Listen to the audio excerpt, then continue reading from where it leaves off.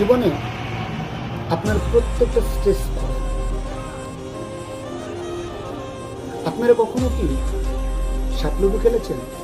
দেখবেন প্রত্যেকটি খেলার একটা করে অংশের সাপ থাকে, ঠিক গেম পর্যায়েও ঠিক তাই।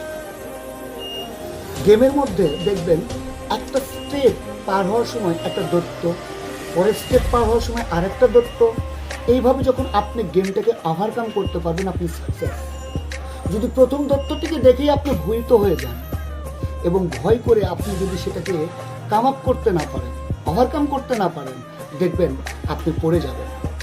জীবনটাও ঠিক একই রকম। আপনাকে সৃষ্টিকর্তা সৃষ্টি করেছেন এই গেমকে ওভারকাম করে দেওয়ার জন্য, সুষ্ঠুভাবে, পরিকল্পিতভাবে। কখনো ভীত হবেন না কখনো নিজেকে সংক্ষিপ্ত করে সংশয়ের মধ্যে সংকুচিত করে নেবেন না।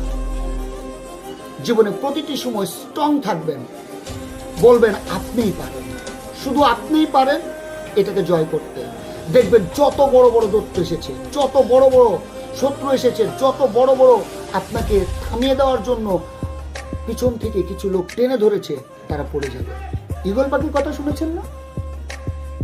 ছোট ছোট পাখি তাদেরকে ছোবল মারে।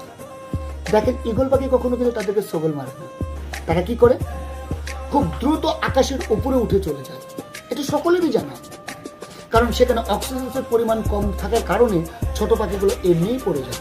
আপনার অ্যাম্বিশন, আপনার লক্ষ্য, আপনার জীবনচিত্র এমন থাকা উচিত যেন আপনি সেই ঈগল পাখির মতো খুব দ্রুত উপরে চলে যাবেন, তারা নিজেরাই ঝরে পড়ে যাবে।